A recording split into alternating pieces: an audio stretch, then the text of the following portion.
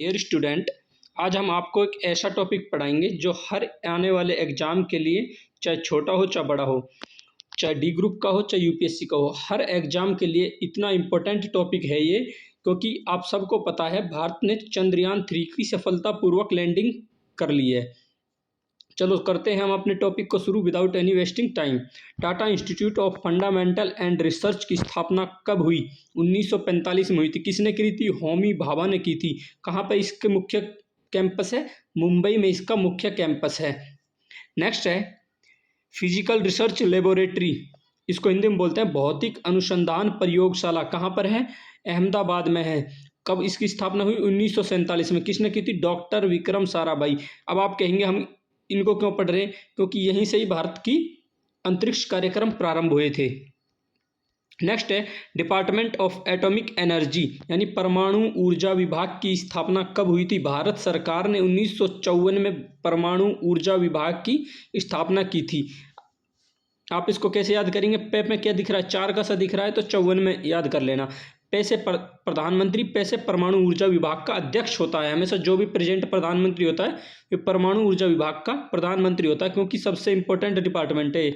भारतीय राष्ट्रीय अंतरिक्ष अनुसंधान समिति, इंग्लिश में बोलते हैं इसको Indian national committee for space research, in COSPAR इसकी शॉर्ट फॉर्म है ये। इसकी स्थापना कब हुई थी? 1962 में हुई थी। पंडित जवाहरलाल नेहरू ने इसकी स्थापना की थी।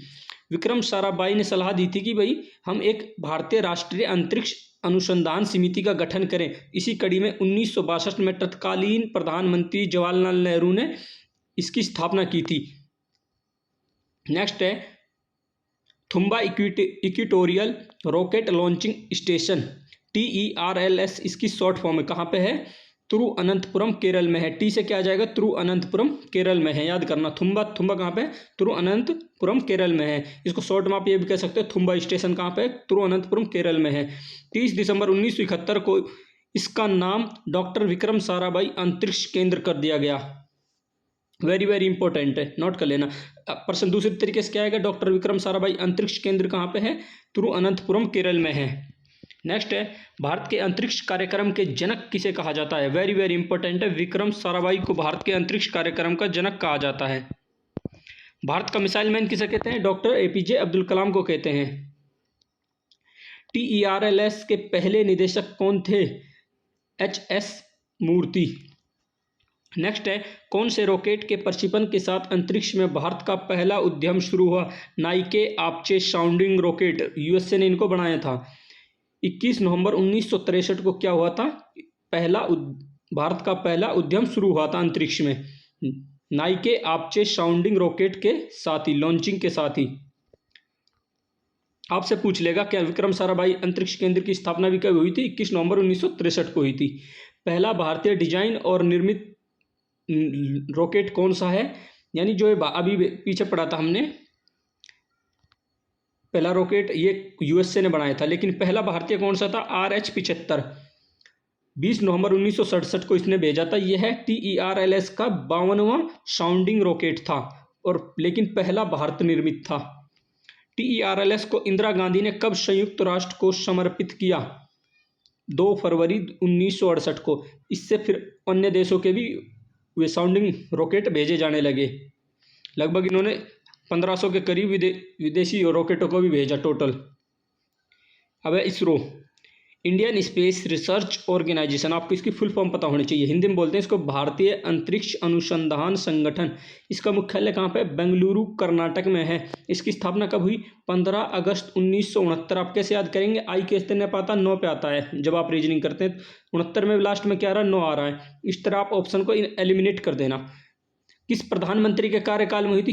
तत्कालीन प्रधानमंत्री इंदिरा गांधी के काल में इसरो की स्थापना हुई थी। इसरो यह सबसे बड़ी देन थी इंदिरा गांधी की। पहले अध्यक्ष कौन थे? डॉक्टर विक्रम साराभाई इसके पहले अध्यक्ष थे। वर्तमान में इसके अध्यक्ष कौन है? S सोमनाथ इसके वर्तमान में अध्यक्ष हैं। नेक्स्ट है इसका पुराना नाम क्या था? इनकोसपार। हमने आपको बताया था तत्कालीन प्रधानमंत्री जवाहरलाल नेहरू ने इनकोसपार की स्थापना 1962 में डॉक्टर विक्रम साराभाई के कहने पर करी थी। नेक्स्ट है चाइना ने अंतरिक्ष में मानव भेजा था 2003 में।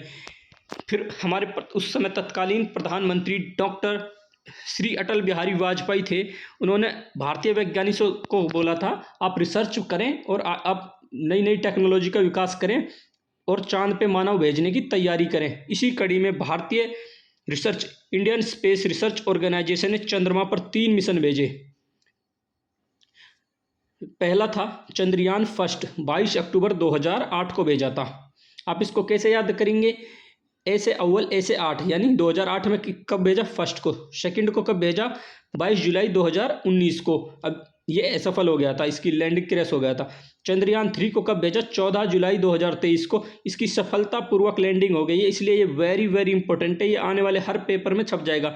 आपको इसके बारे में चे भी मिले उसको भी याद कर लेना है, वे भी पेपर में छपा मिलेगा। हर पेपर इसमें कुछ भी घुमा फिरा के प्रश्न आएगा 100%। प्रधानमंत्री के मोदी के कार्यकाल की सबसे बड़ी उपलब्धि क्या है? चंद्रयान 3 की सफल लॉन्चिंग है, सफल लैंडिंग है। चंद्रयान 3 की चांद पर लैंडिंग कब हुई? 23 अगस्त 2023 को 6:04 पर हुई थी। 41 दिन के समय लिया था टोटल पहुंचने में इसको। लैंडर का नाम क्या है? विक्रम। रोवर का नाम क्या है? प्रज्ञान। कैसे याद करेंगे? रे से प्रे बना देंगे हम, फर्स्ट अक्षर से रे से क्या बना दिया हमने? प्रे। प्रे में रे आ रहा, रे वो रोवर में रे आ रहा, तो प्रज्ञान क्या है? रोवर का। विक्रम क्या है? लैंडर का नाम है। कुल लागत आई इसमें 615 करोड़ की लागत आई। दक्षिणी ध्रुव पर लैंडिंग करने वाला पहला देश बना है भारत। इतिहास रच दिया है। नेक्स्ट है, इस अवसर पर प्रधानमंत्री ने देश को जोहान्सबर्ग, साउथ अफ्रीका कैपिटल है जोहान्सबर्ग से संबोधित किया था। आप इसको, प्रधानमंत्री जी वहां ब्रिक्स सम्मेलन में हिस्सा लेने के लिए जा रहे हैं। उन्होंने देश को, इसरो को वहीं से ही संबोधित किया था।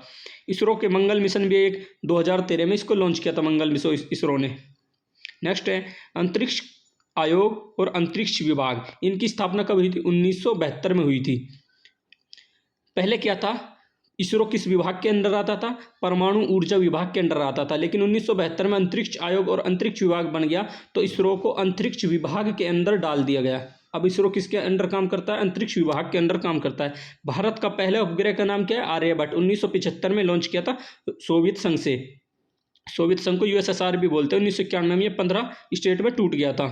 2002 से पहले इसरो का लोगो नहीं था। 2002 के बाद क्या है? इसरो ने अपना लोगो जारी कर दिया। एक इसमें तीर है और आप इसको देख लेना, फोटो देख लेना। Regional academy centre for space, इसकी टोटल 6 ब्रांचेज है। एक हरियाणा में कुरुक्षेत्र यूनिवर्सिटी में इसका काम है स्पेस अंतरिक्ष अनुसंधान के बारे में जागरूकता पैदा करना और स्टडी को आगे बढ़ाना है। अब कुछ टर्म है हमारी स्पेस से रिलेटेड, अंतरिक्ष से रिलेटेड, जो हमें पता होनी चाहिए, हर पेपर में आती है। इनसैट, इनसैट की फुल फॉर्म क्या है? इंडियन नेशनल सैटेलाइट सिस्टम, याद कर लेना आप इसको। एसएलवी की फुल फॉर्म क्या है? Satellite launching vehicle. एएसएलवी क्या है? आर्ग्यूमेंटल सैटेलाइट लॉन्चिंग व्हीकल। पीएसएलवी की क्या है? Polar satellite launching vehicle. इसको 1993 में आया था, ये इसरो ने स्थापना की, बनाया था इसको। जीएसएलवी क्या है? जियो सिंक्रोनस सैटेलाइट लॉन्चिंग व्हीकल। रट लेना आप, इनको आएंगे पेपर में। जीपीएस की फुल फॉर्म क्या है? Global positioning system. Thank you for watching. मिलते हैं आपको नेक्स्ट वीडियो में।